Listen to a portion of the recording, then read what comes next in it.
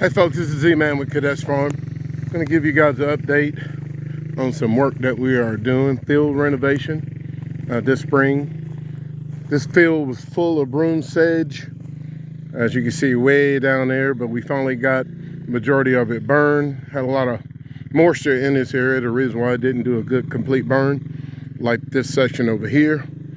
Now, we're putting cool season grasses, grass seeds, legumes, and brassicas out here to get ahead of the broom sedge.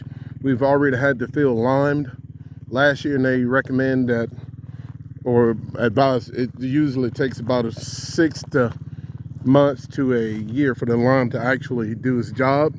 Last year we had an extreme drought. We're just now pulling out of the extreme drought here in the middle Tennessee area, and right now, after I did my burn yesterday, I just put my seed down with my earthway. Now my daughter is pulling a drag that I have on my four-wheeler to increase the seed to soil contact. I'll show you a line, kind of give you an idea of the difference that this is making.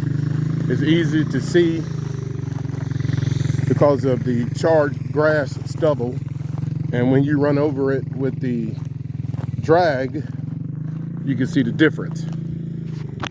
As you can see where the four-wheeler was pulling along with the drag, and you can see where we have not been with the drag. So I went through and I seeded and double seeded, and it's kind of easy for me to figure out where the drag is going because of the coloration, difference in coloration. My daughter's this is the first time actually driving a four-wheeler and doing work on it other than playing. And she's having to be mindful of her speed. And she's doing an excellent job of getting this part of the field. We still have another section to complete.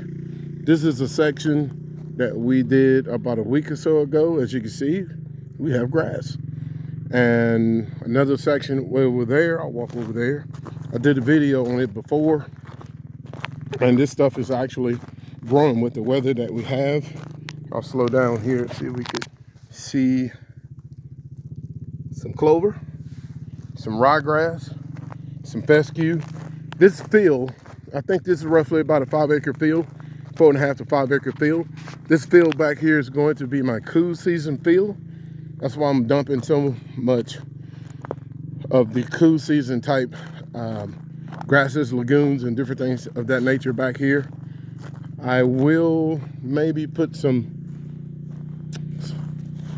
Sudan, maybe, but I'm gonna see how well this cool season take off. You can see a nice green patch right here, but I was a little concerned. We had a couple of good frosts come through about 2 days in a row, and as you can see, this stuff is just growing. I'm so excited that we will hopefully get a jump start on the broom sedge. There are many things I've heard people say that you can do with broom sedge, and the one I refuse to do, if I can avoid, is use chemicals. So it may take me a little bit longer, but I'm okay with that. I'd rather go ahead and set the foundation correctly for the long term. That's what I'm looking at long term on down the road on this farm, and we want to do everything without using different chemicals to treat the soil or treat the whatever we're trying to deal with. We are raising our animals the same way. You know, there are times when you have to use things to save an animal's life, but as a last resort. But as you can see the results of, I know it may be a little bit hard to see, but let's see if you can tell the difference. You can for sure tell the difference from way over there to where we're at here.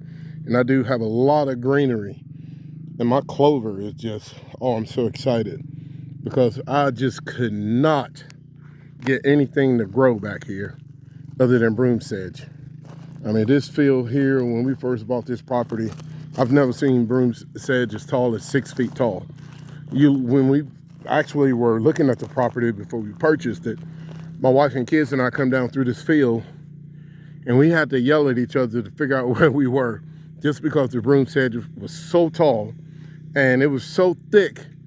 It was hard for us to leave a trail.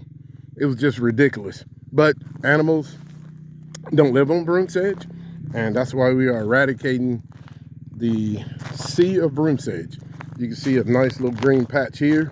It was some exposed dirt, and I put some heavy seed right here. Some animals that come out and were digging.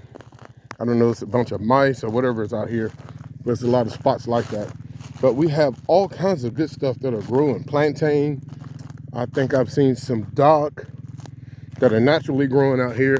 In this field also, oh my gosh, the milkweed is just ridiculous, especially in this section right here. I'm okay with the milkweed, with the monarch butterflies coming about, and I've seen some of the milkweed, I believe, starting to sprout up.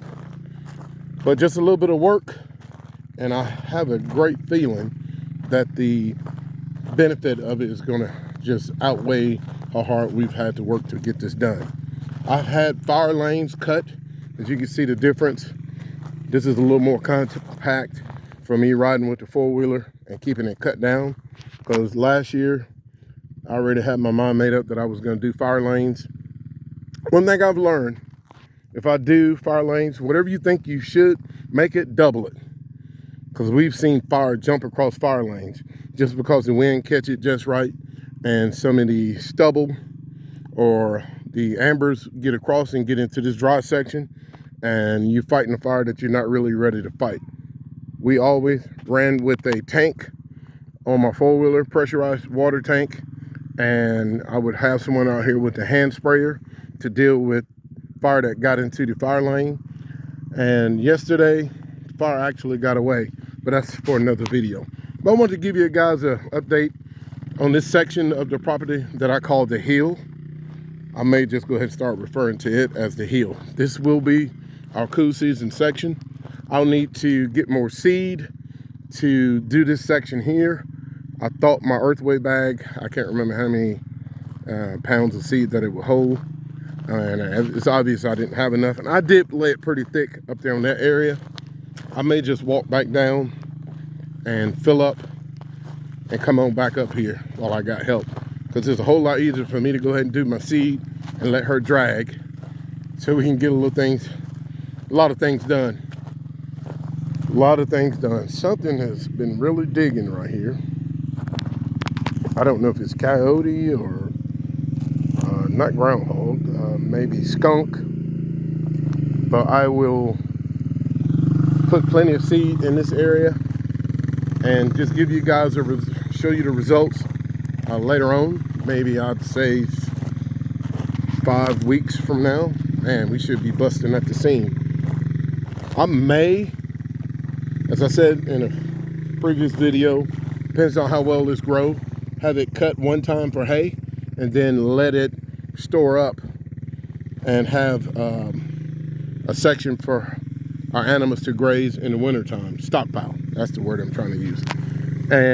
But I will probably, depends on how well it grows, do one cutting of hay and then let the rest stockpile for us. And if we could sell it, man, that'll be a bonus for us. This is Z-Man, and I'm out.